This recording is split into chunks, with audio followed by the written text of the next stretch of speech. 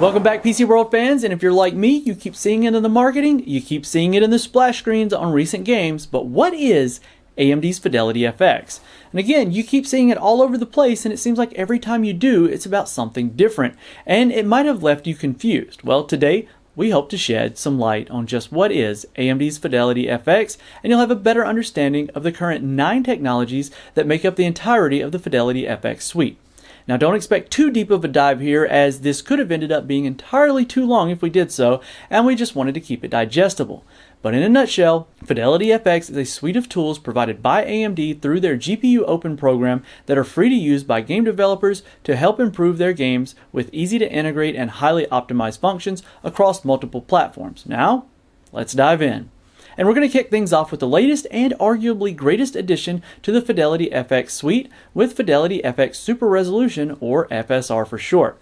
Now, FSR is a technology designed to allow for a game to run at higher frame rates by essentially running a smart upscaling algorithm that allows the game to be rendered internally at a sub-native resolution, then during a 2-pass process completes an upscaling pass called Edge Adaptive Spatial Upsampling that performs edge reconstruction to make the final image edges as close to native as possible.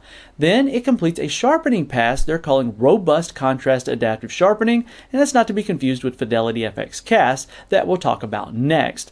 But FSR does have to be implemented on a per game basis, as it is run in the middle of the render pipeline that allows for it to not affect the graphical effects added post anti-aliasing in the game's heads-up display, as well as motion blur and those types of things.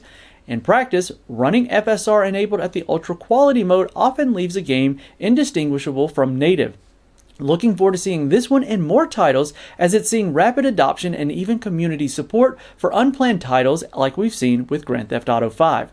Now, let's talk about Fidelity FX Contrast Adaptive Sharpening, as it's one of the most likely popular features of the suite and probably the one you've seen the most in games at this point.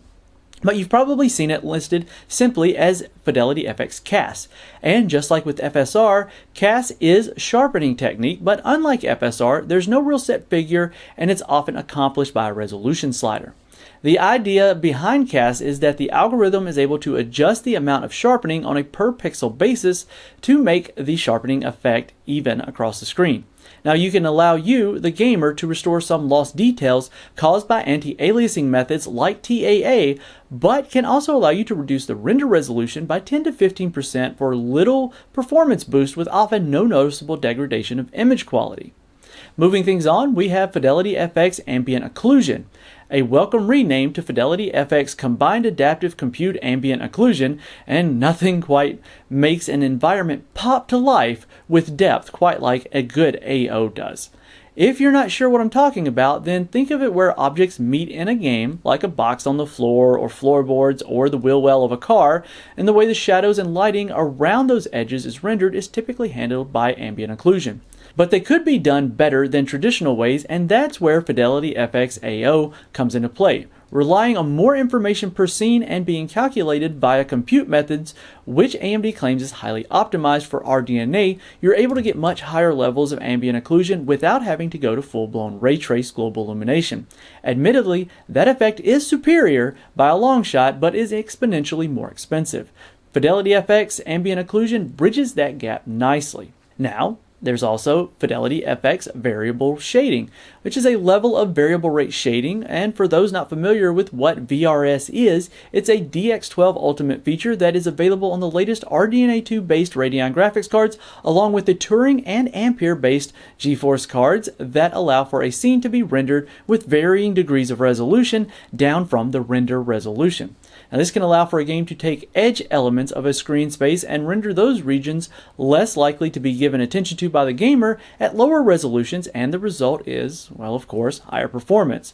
What Fidelity FX VS does is gives developers an open source header implementation that makes it easy to integrate VRS into the game. It analyzes luminous variance in previous frames and takes motion vectors to dramatically generate a shading rate on the fly so that it doesn't have to be handcrafted on a per scene and per object basis. Moving on, we have Fidelity FX Screen Space Reflections. While that may seem quite obvious here, as the name would imply, Fidelity FX SSR is an enhancement of the classic screen space reflections. Well, enhanced how, you may ask? Well, they use what's known as stochastic screen space reflections, which takes the traditional SSR method that is usually only applied to reflective surfaces like mirrors, windows, or water, and allows the developer to assign roughness levels to textures that allow for varying surfaces to reflect images in the scene, similar to the way ray trace reflections would work, but it's still reliant entirely on what's available within the rendered screen data. This does, however, introduce noise into those reflections, and that's where Fidelity FX Denoiser comes into play. But it's not just for reflections, as it works for shadows too. Anything that relies on rays to be cast is doing so at such a low count in real time that noise is just part of the game at this point. For both reflections and shadows, Fidelity FX Denoise is using a spatio-temporal solution relying on spatial as well as temporal data to resolve the final image without distracting noise. And thanks to a tile classifier, it's able to speed up the process by skipping sections of the scene that the effect doesn't need to be applied to. Now we have another one here that's a little bit more convoluted. It's Fidelity FX Parallel Sort is the next one on the list, and I'm going to be 100% transparent with you guys here. This one flies so far over my head, and after reading 3 different white papers on it, I'm still quite lost in the woods. So let me quote what AMD had to say about it. AMD Fidelity FX Parallel Sort is an RDNA optimized version of the Radix sort algorithm. At a high level, the algorithm works by recursing over the data set to be sorted, key or key variable pairs, and rearrange it in a place by 4-bit increments. Each pass guarantees that the dataset is fully sorted up to the number of bits processed. For example, after 4 iterations, we are guaranteed that the first 16 bits of a key is properly sorted. Now, if that made sense to you, congratulations, because it didn't to me. Up next, we have Fidelity FX Downsampler, which is something I can explain a little bit better.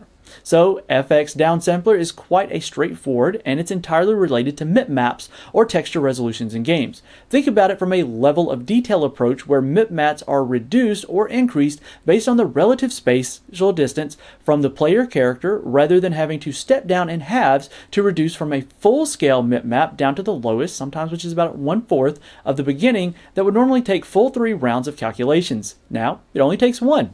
The first game to utilize this feature was the Horizon Zero Dawn port on a PC, which was one of the reasons at launch we saw excellent performance on the RX 5000 series cards. And last on the list is Fidelity FX HDR Mapper, and that's designed simply to help developers integrate HDR, wide gamut tone, and gamut mapping into games. Now let's be honest with ourselves here, HDR on PC is often a swing and a miss, but with HDR Mapper, hopefully things will improve. You'll likely see this one show up in graphical menus in games like Fidelity FX LPM or Luminance Preserving Mapper, like in Godfall. Now this allows the graphics card to handle much of the color separation that goes on in HDR and gives an even more granular approach to color shift, therefore preserving much of the color that could easily be washed out so the image is vibrant as possible. So, there we have it, guys. We've gone through the currently available technologies that are encompassed in AMD's Fidelity FX suite. A lot more going on other than just FSR or CAS. Now, overall, a pretty sharp set of tools that were available over on GPU Open as well as GitHub for developers to toy about with and gamers to enjoy. If you found this video informative or entertaining in the least, please feel free to leave us a like, and while you're at it, subscribe to PC World for even more PC content in the future.